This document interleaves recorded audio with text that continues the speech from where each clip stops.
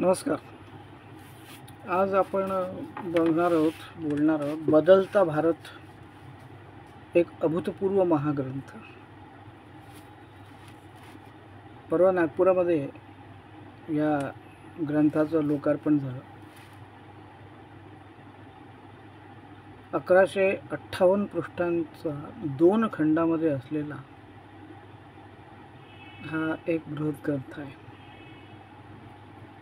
आणि ज्या पद्धतीचं हे संपादन आहे, 60 अत्यंत मान्यवर विद्वान, अभ्यासू, त्या क्षेत्रातल्या संबंधित विषय क्षेत्रातले अशा महाराष्ट्रातल्या विद्वान व्यासंगी अभ्यासकांचे त्या विषयांवरचे लेख आहेत. आणि 4 वर्ष साधारणपणे कोरोना काळापासून तर पुढचे 2 वर्ष 2.5 वर्ष हे काम चाललेलं होतं. आणि समाज विज्ञान अकादमीचे म्हणून ज्ञात असलेले पुरोगामी विचार चळवळीतले अतिशय महत्त्वाचे खंदे कार्यकर्ते, विचारवंत, विद्वान अभ्यासक डॉक्टर दत्ता देसाई हे त्याचे संपादक आहेत. आणि अशा ग्रंथांचं प्रकाशन करण्याची ख्याती असलेले आणि अशा विषयांमध्ये रुची असलेले मनोविकास प्रकाशन हे त्याचे प्रकाशक आहेत. मनोविकास प्रकाशनचे सध्या आशिष पाटकर, म्हणजे ज्येष्ठ पाटकरांचा मुलगा, हे सध्या काम बघत आहेत. आणि त्यांचं पहिलंच प्रकाशकीय मनोगत असलेला हा एवढा मोठा बृहत ग्रंथ. ज्येष्ठ पाटकर म्हणजे आशिषचे वडील हे कॉम्रेड पाटकर म्हणूनच ओळखले जातात. आणि या ग्रंथासाठी त्यांनीसुद्धा किती ठिकठिकाणी जाऊन काय काय मेहनत घेतली याचं वर्णन आशिषने त्याच्या प्रकाशकीय मनोगतामध्ये केलेलं आहे.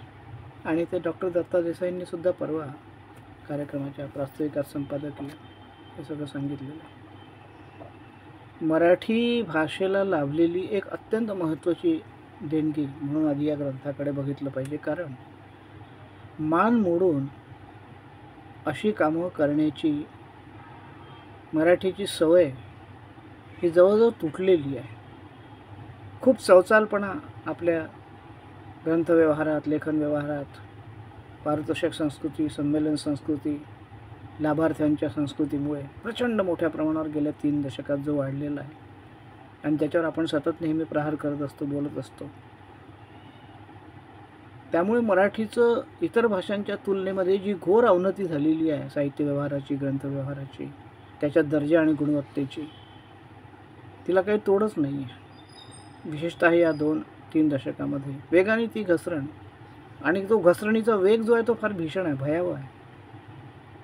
ग्रंथव्यवहाराचा सुद्धा म्हणजे चांगले संपादक, चांगले लेखक, चांगले प्रकाशक, असे चांगले बृहत ग्रंथांच्या निर्मितीला प्रोत्साहन मिळेल असं वातावरणच नाही आहे. आणि तरीही हा एवढा मोठा प्रकल्प, हे इतकं महत्त्वाचं संपादन, हा इतका महत्त्वाचा संदर्भपूर्व असा चिकित्सक, विश्लेषक, हा नुसतंच माहितीचं संकलन नाही आहे विकिपीडियाच्या आणि व्हॉट्सअपच्या, गुगलच्या भरोशावर केलेलं. मराठीला जे काही ग्रंथसंपदा मराठीच्या ग्रंथव्यवहारामध्ये भूषणावं असेल, त्यात ही अतिशय ताजी आणि खूप महत्त्वाची भर आहे. हे मी परवा या कार्यक्रमाच्या लोकार्पणाचा अध्यक्ष म्हणून बोललो आहे.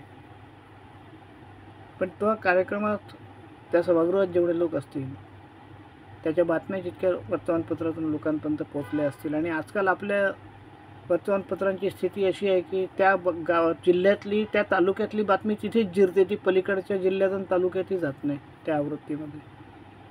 त्यामुळे त्यातून ग्रंथ माहिती होण्याचं प्रकाशनाच्या निमित्ताने जे काही दिवस होते ते कधीच संपले आहेत. त्यामुळे असे ग्रंथ वाचन संस्कृतीच्या, ग्रंथसंस्कृतीच्या दृष्टीने आपणच तिचे ब्रँड अँबॅसेडर बनून, त्यासाठी अमिताभ बच्चनची गरज नाही आहे आणि त्यासाठी शासनाच्या योजनेची पण गरज नाही आहे. आपणच करू शकतो ते काम कोणाच्याही मदतीविना. पण त्याचं मोल कळलं पाहिजे, त्याचं महत्त्व कळलं पाहिजे, ते जाणता आलं पाहिजे आणि ते मांडता आलं पाहिजे. बदलता भारत हा जो प्रकल्प आहे, हा जो संकल्प आहे, हा नुसताच ग्रंथ नाही आहे. या ग्रंथाच्या निर्मितीच्या मागे असलेले संपादक, प्रकाशक आणि हा ग्रंथ लोकांपर्यंत पोचवण्याची तळमळ, कळकळ असलेल्या सामाजिक, सांस्कृतिक, ग्रंथविषयक, वाचनविषयक बांधिलकीची मंडळी असा एक मोठा अपवादात्मक भवताल या ग्रंथाला लाभलेला आहे, जो फार दुर्मिळ आहे. अशा एखाद्या ग्रंथाला असं सगळं लाभणं. म्हणजे या ग्रंथाच्या लोकार्पणाच्या निमित्ताने हा ग्रंथ महाराष्ट्राच्या प्रत्येक जिल्ह्यामध्ये अशी आयोजनं करून पोचवण्याचा संकल्प आहे समाज विज्ञान अकादमीचा. त्या मालिकेतला कार्यक्रम हा नागपूरचा परवाचा होता. त्याला जोडून या ग्रंथावरती 2 दिवसाचं युवकांसाठी स्वतंत्र शिबिर आयोजित झालेलं होतं, ज्याला अतिशय उत्साहवर्धक असा युवकांचा प्रतिसाद होता. हे सगळं नीट लक्षात घेतलं पाहिजे की एखादा ग्रंथ हा राष्ट्र, समाज, संस्कृती, सभ्यता याचा विलय होत असताना, क्षय होत असताना, त्याला विकृत वळण लागत असताना, वर्चस्ववादी वळण लागत असताना, असांस्कृतिक, अविवेकी, असहिष्णू असं वळण लागत असताना एखाद्या महाग्रंथाच्या निमित्ताने अशा पद्धतीची एक चळवळच उभी होते. बदलता भारत हा उद्या नुसता ग्रंथ म्हणून इतिहासात नोंदला जाणार नाही, तर त्या ग्रंथाचा, संपादकाचा, प्रकाशकांचा आणि तो सगळा ग्रंथ पोचता करणाऱ्यांचा, त्या कार्यकर्त्यांचा त्याच्यामागे जो उद्देश आहे तो आधी नीट समजून घेतला पाहिजे. तो नुसता एक ग्रंथ पोचवण्यापुरता मर्यादित नाही आहे. या ग्रंथामध्ये प्राचीन भारतापासून तर आजपर्यंत प्रत्येक 60 विषयांचा आणि अतिशय महत्त्वाच्या विषय क्षेत्रांचा, म्हणजे धर्म असेल, राजकारण, समाजकारण, संस्कृतीकारण, संगीत, रंगभूमी, कला, सगळी क्षेत्र महत्त्वाची, अर्थकारण, समाजकारण, या सगळ्यांचा 60 लेखांमधून 2 खंडांमध्ये हा ग्रंथ आहे आणि त्याचे प्रत्येका खंडाचे 4 विभाग, असे 8 विभाग आहेत. आणि त्या विभागांमध्ये त्या विषयसूत्रानुसार लेख विभागले गेलेले आहेत आणि त्या विभागणीमध्ये सुद्धा एक सूत्र आहे. ह्याचं अजून एक वैशिष्ट्य या ग्रंथाचं नोंदण्यासारखं असं आहे की हा पहिला असा बृहत ग्रंथ, महाग्रंथ आहे की ज्याच्यामध्ये दोन्ही खंडाला किंवा एकेका खंडाला केवळ एक विस्तृत असं संपादकीय नाही आहे, तर एकच संपादकीय दोन्ही खंडाचं मिळून 8 भागांमध्ये, 8 विभागांमध्ये विभागलं गेलेलं आहे.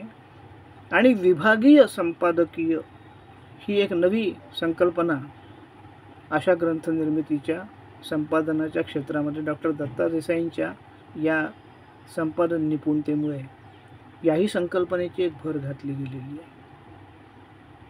माझ्या मते अशा पद्धतीची विभागीय संपादकीय असलेला हा एकमेव बृहत ग्रंथ आहे.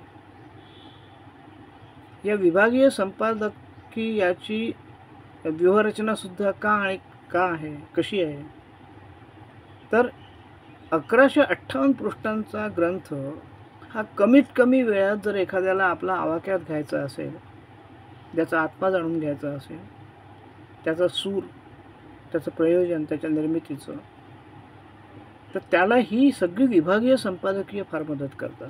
मला स्वतःला त्यांनी केलेली आहे. कारण लोकार्पणापूर्वी 3 दिवस आधी माझ्या हाती हा ग्रंथ आला आणि त्यामुळे 1158 पृष्ठांच्या ग्रंथावर, आणि मी ग्रंथ न वाचता बोलणारे जे अनेक तज्ज्ञ आहेत आपल्याकडे त्यातला नसल्यामुळे, तर 1158 पृष्ठांचा ग्रंथ वाचून त्याच्यावरती आपलं भाष्य करायचं हे अशक्य होतं. ते शक्य झालं. हा ग्रंथ आवाक्यात येणं 3 दिवसामध्ये, त्याचा सूर कळणं, आत्मा कळणं, त्याचं सार कळणं, त्याचं सूत्र कळणं, त्याचं प्रयोजन कळणं, याला त्या विभागीय संपादकीयांनी प्रचंड मदत केली. त्या 8ही. कारण प्रत्येक लेख वाचून होणं शक्य नाही आहे 3 दिवसामध्ये. एखाद दुसरा लहान लेख जो असेल त्याच्यावर नजर फिरवता येऊ शकते एवढ्या कमी अवधीमध्ये, इतर सगळ्या आपल्या व्यापांसहित. पण हे मी याकरता नमूद करतो आहे की हे या संपादनाचं वैशिष्ट्य आहे, त्या संपादकाचं वैशिष्ट्य आहे की वाचकांची, वेगवेगळ्या स्तरातल्या पद्धतीच्या वाचकांची काळजी घेतली गेलेली आहे संपादन करताना. कारण ग्रंथ पोहोचवण्याची कळकळ आहे. फक्त संपादन करून आपल्या खाती एक ग्रंथ जमा झाला एवढ्यापुरतं डॉक्टर देसाई हे प्रकरण मर्यादित नाही आहे. हे चळवळीतलं व्यक्तिमत्व आहे, हे लोकचळवळीतलं, लोकसंघर्षातलं आहे, लोकोत्थानाच्या चळवळीतलं आहे. त्यामुळे कळकळ जी आहे संपादकाची ती हा ग्रंथ सार रूपाने, सूत्ररूपाने, ज्याला फार वेळ नाही 1158 पृष्ठ वाचायला, त्याच्यासुद्धा आवाक्यात आलं पाहिजे. आणि त्यालासुद्धा या ग्रंथाने 1158 पृष्ठ वाचायला प्रवृत्त केलं पाहिजे. ही या ग्रंथाची काही महत्त्वाची वैशिष्ट्य आहे. त्याच्यावर 2-3 वेळा बोलावं लागेल. एकदा बोलून फक्त होणार नाही आहे, कारण हे भाषण नाही आहे.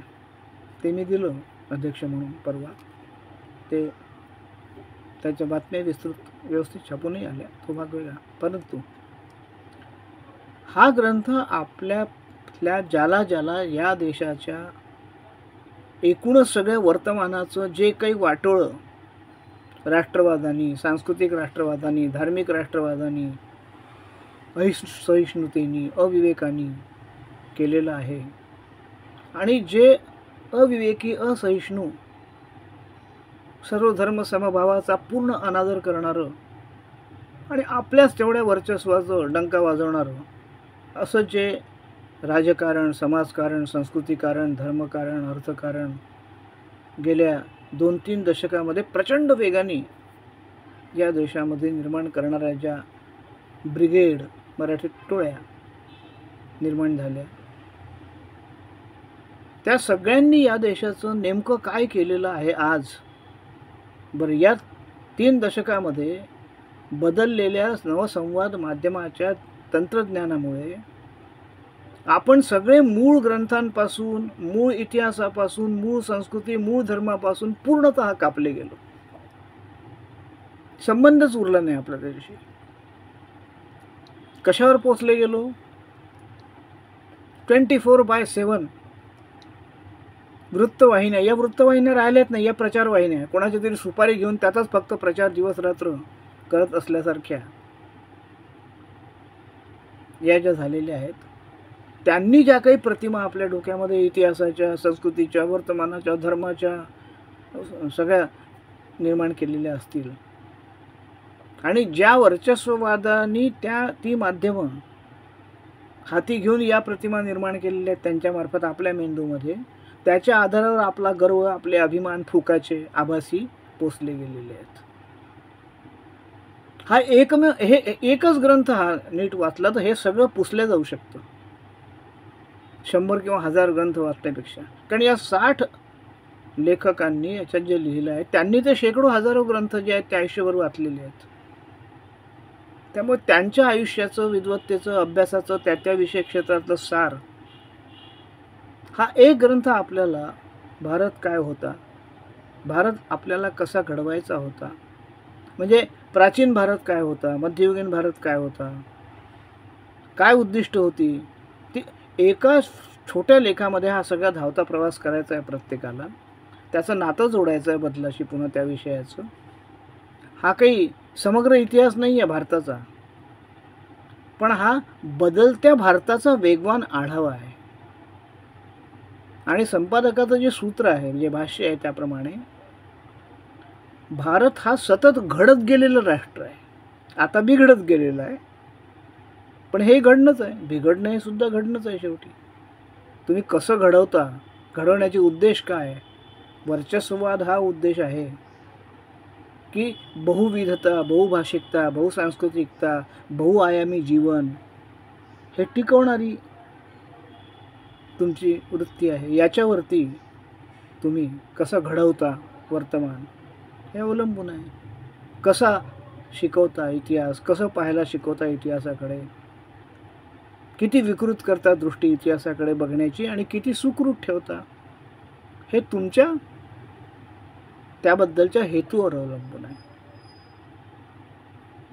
हा जो प्रवास आहे सगळा बदलत्या भारताचा, त्यातून आपल्या एक लक्षात येतं, या संपादकीयातून सुद्धा, या ग्रंथातून, की हा एक गतिशील डायनॅमिक संस्कृती असलेला देश आहे, म्हणून इथली सभ्यता हजारो वर्ष टिकून आहे आणि त्याचं कौतुक आहे. आपल्याला अकारणच पाश्चात्यांचं कौतुक होतं, भारलेलं होतं, आपण मूर्ख होतो. आपण पाश्चात्यांच्या कितीतरी महत्त्वाचे सिद्धांत अनेक विषयातले हे प्राचीन भारतीय ज्ञानाच्या पायावर उभे आहेत. हे मूळ आपल्याला प्राचीन भारतीय ज्ञान वाचल्याशिवाय कसं कळेल? त्यांच्या आणि आपल्या धर्मकल्पनेतला फरक कसा कळेल? आपण आपली धर्मसंकल्पना त्यांच्या धर्मसंकल्पनेसारखी इन्स्टिट्यूशनलाइज्ड, संस्थात्मक, वर्चस्ववादी अशा प्रकारच्या एका संस्थात्मक धर्माकडे घेऊन चाललेलो आहोत. ही भारतीयता नाही आहे, हे अभारतीयकरण आहे भारताचं. पण हे मूळ वाचल्याशिवाय कसं कळेल आपल्याला? आपल्याला ना वेद माहिती, ना उपनिषद माहिती, ना पुराण माहिती, ना श्रुती माहिती, ना स्मृती माहिती, पण अभिमान त्याचा प्रचंड आहे आपल्याला.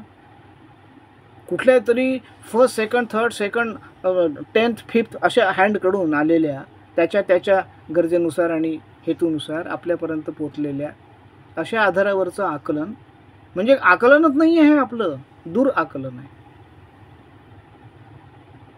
हे सगळं नीट करून घ्यायचं असेल, व्यवस्थित करून घ्यायचं असेल, आणि आज जो वर्तमान आपल्यासमोर उभा आहे, वर्तमानातलं राजकारण, समाजकारण, अर्थकारण, या देशाची ही अतिशय वेगाने बिघडत चाललेली सर्वांगीण व्यवस्था, मानवतेचं हनन, मानवाधिकाराचं हनन, अभिव्यक्ती स्वातंत्र्याची मुस्कटदाबी, या सगळ्याची कारणं समजून घेणं. हे बदल का घडतात, कसे घडतात, कोण घडवतं, कशासाठी घडवतं, आधी काय होतं, काय होतं आपण, भारतीयता काय होती, ती जी सर्वसमावेशक, बहुविध, बहुसांस्कृतिक, बहुआयामी आणि सगळ्यांना कवेत घेणारी अशी जी भारतीय सभ्यता, संस्कृती, धर्म, या सगळ्यांच्या पुनर्जागरणाची गरज पडते आज. हे पुनर्जागरण जे आहे, हे पुनरुत्थान नाही आहे, हे पुनरुज्जीवन नाही आहे, पुनरुज्जीवन होतं आहे. कशाचं? वर्चस्ववादाचं, सांस्कृतिक वर्चस्ववादाचं, धार्मिक वर्चस्ववादाचं, राष्ट्रीय वर्चस्ववादाचं. आणि त्यात बळी कशाचा जातोय? अभिव्यक्ती स्वातंत्र्याचा, मानवी स्वातंत्र्याचा, मानवाधिकारांचा. ही सगळी जाणीव या ग्रंथाच्या संपादनामागे आहे, निर्मितीमागे आहे. त्यामुळे हा ग्रंथ, हा प्राचीन भारत, मध्ययुगीन भारत, यांचा भारत, त्यांचा भारत, संपन्नांचा, विपन्नांचा, अनेकांचा जो भारत, अनेक अर्थाने कितीतरी प्रकारचे भारत एका भारतात जे आहेत, ते का आहेत, कसे आहेत, कशासाठी आहेत, कोणी निर्मिले, आणि या सगळ्यांना संपुष्टात आणून एक भारत, जे भारतीय राज्यघटनेनी तिच्या निर्मितीनंतर जो समाज, जे राष्ट्र नव्याने घडवायचा प्रयत्न केला, आणि जो राज्यघटनेनंतर सुमारे 3 दशक तरी अतिशय सशक्त पायावर उभा झाला, तो पुढच्या 3-4 दशकात का कोसळला गेला? आणि इतका कोसळला गेला की आता ती मूळ घटनासुद्धा बदलली जाईल की काय, इतका संभ्रम, शक्यता निर्माण व्हाव्या. म्हणजे भारत, आधुनिक भारताचा, नवभारताचा जो पाया आहे, तो पूर्ण विस्कटून टाकणे आणि मूळभर वर्चस्ववाद्यांच्या, जागतिक वर्चस्ववाद्यांच्या, जागतिक आंतरराष्ट्रीय अर्थकारणाच्या वर्चस्ववाद्यांच्या हातात हात घालून या देशातल्या सांस्कृतिक वर्चस्ववाद्यांनी, धार्मिक वर्चस्ववाद्यांनी त्यांना हवा तसा, म्हणजे कॉर्पोरेट आणि बहुराष्ट्रीय कंपन्यांना हवा तसा, असं जे जग निर्माण करायला घेतलं आहे, त्यातून भारत हा अपवाद नाही आहे. हा त्याच प्रक्रियेचा भाग आहे. परंतु हा त्याच प्रक्रियेचा भाग आहे.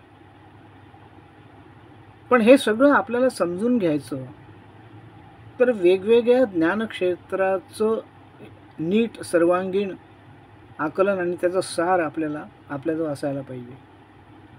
हा ग्रंथ आपल्याला त्याच्यासाठी प्रवृत्त करतोय, त्या पद्धतीचं आपण आकलन करून घ्यायला. हे या ग्रंथाचं सगळ्यात मोठं वैशिष्ट्य आहे. खूप बोलत आहे म्हणजे या ग्रंथावरती 5-10 तरी एपिसोड्स करावे लागतील, इतका मोठा महत्त्वाचा प्रकल्प आहे हा. पण त्याचे सगळे आयाम एक 20-25 मिनटात आपल्यासमोर मांडता यावे म्हणून मी हा प्रयत्न करतो आहे की हा नवभारताच्या स्थगित झालेल्या, आधुनिक भारताच्या स्थगित झालेल्या नवनिर्माण प्रकल्पाला चालना देणारा महाग्रंथ आहे. आणि ती चालना देण्याची, चळवळ उभारण्याची क्षमता असलेला हा महाग्रंथ आहे. आणि ती चळवळ उभी व्हावी यासाठी प्रत्येक ठिकाणी, प्रत्येक जिल्ह्यात या ग्रंथाच्या लोकार्पणाचे आणि त्याला जोडून तरुणांच्या या ग्रंथाच्या निमित्ताने शिबिरांचं आयोजन करण्याची ही जी ग्रंथ चळवळ आहे, ही एकाच वेळेला ग्रंथ वाचन संस्कृती, ग्रंथ संस्कृती, अभिरुची संस्कृती, गांभीर्याने जीवनाकडे आणि भवतालाकडे बघण्याची संस्कृती, या सगळ्यांचं पुनरुत्थान करू इच्छिते. आणि या देशाला आज जो धोका इथल्या बहुविधतेला, इथल्या म्हणजे एक देश, एक निवडणूक, एक भाषा, एक अभ्यासक्रम, एक बोर्ड, हे जे एक चालकांवरती असं सगळं या ग्रंथाने उपस्थित केलेला संपादक यांनी प्रश्न हा आहे की स्वातंत्र्य म्हणजे काय, राष्ट्रीय स्वातंत्र्य म्हणजे काय. राष्ट्रीय संघर्ष जिथे लढून झाले, मग ते आयर्लंड असो की भारत असो, ते संघर्ष लढल्यानंतर त्या देशामध्ये स्वातंत्र्य मिळण्याच्या ऐवजी मुस्कटदाबी वाटायला येत असेल तर स्वातंत्र्य निरर्थक आहे ना. म्हणजे ते राष्ट्र उभारलेच गेलेलं नाही. जसं डॉक्टर बाबासाहेब आंबेडकर म्हणत असत की हे राष्ट्रच नाही आहे ना, हे वेगवेगळ्या जाती, जमाती, उपजाती, पोटजाती यांच्या कोंडवाड्यामध्ये कुलूप लावून किल्ली फेकून दिल्या गेलेलं असे समाज गट आहेत, समूह आहेत. यांच्या एकीकरणाच्या शक्यताच जर नसतील आणि बंधुभावच जर निर्माण होत नसेल आणि प्रत्येकाला आपला एकूणच अहंभाव, गर्व आणि वर्चस्व म्हणजेच संस्कृती आणि राष्ट्र वाटत असेल तर हे राष्ट्र असू शकत नाही. हा जो आंबेडकरांचा राष्ट्रवाद आहे, तो त्यांचा मानवमुक्तीचा राष्ट्रवाद आहे, मानवाधिकाराचा राष्ट्रवाद आहे. ते सूत्र या ग्रंथात आहे. कशाची मुक्ती? राजकारणापासून फक्त मुक्ती, ब्रिटिश सत्तेपासून फक्त मुक्ती, परकीय सत्तेपासून मुक्ती आणि कॉर्पोरेटची गुलामगिरी. म्हणजे कोणाची गुलामगिरी शेवटी? जागतिक महाशक्तींची. हे सगळं भान, आपल्या इतिहासाचं भान, आपल्या पूर्व सुकृताचं भान, हे सगळं आल्याशिवाय समाजाचं, राष्ट्राचं पुनरुत्थान, पुनर्निर्माण शक्य नसतं. आणि ते भान भारतीय राज्यघटनेने जे आणून दिलं होतं, 70-90 वर्ष चाललेल्या भारतीय स्वातंत्र्य लढ्यातून हा बदलता भारत, आधुनिक भारत, नवभारत घडत होता. आणि त्याच्या घडणीचा स्वातंत्र्योत्तर आधार भारतीय राज्यघटना होती. आणि तिला अपेक्षित समाज घडवण्यासाठी हे राष्ट्र होतं, फक्त राज्य करण्यासाठी नव्हतं. विशिष्ट पक्षाच्या, विशिष्ट धर्माच्या, विशिष्ट जातीच्या लोकांनी आणि इतरांना तुच्छ लेखण्यासाठी नव्हतं, इतरांना वगळण्यासाठी नव्हतं. सर्वांना सामावून घेणारी संस्कृती आहे ही. ती विविधता, ती सहिष्णुता, तो विवेक जो आपण संपवलेला आहे आपल्या राजकारणाने, अर्थकारणाने, धर्मकारणाने, संस्कृतीकारणाने गेल्या काही वर्षात वेगाने, त्याची पुनर्स्थापना करणं हा या बदलता भारत या महाग्रंथाचा एक अतिशय महत्त्वाचा उद्देश आहे. हा ग्रंथ ही एक चळवळच आहे आणि हळूहळू ती मोठी होत जाणार आहे. सुबुद्ध वाचक, सुबुद्ध नागरिक आणि या देशामध्ये विवेक, सहिष्णुता, धर्मनिरपेक्षता, सर्वसमावेशकता, बहुविधता, बहुभाषिकता, बहुसांस्कृतिकता हे सगळं टिकलं पाहिजे, हे ज्याला कळकळीने वाटतं अशा प्रत्येकाने हा ग्रंथ निश्चितपणे वाचला पाहिजे, वाचण्याचा प्रयत्न केला पाहिजे आणि तो पोचवण्याचा प्रयत्न केला पाहिजे. धन्यवाद.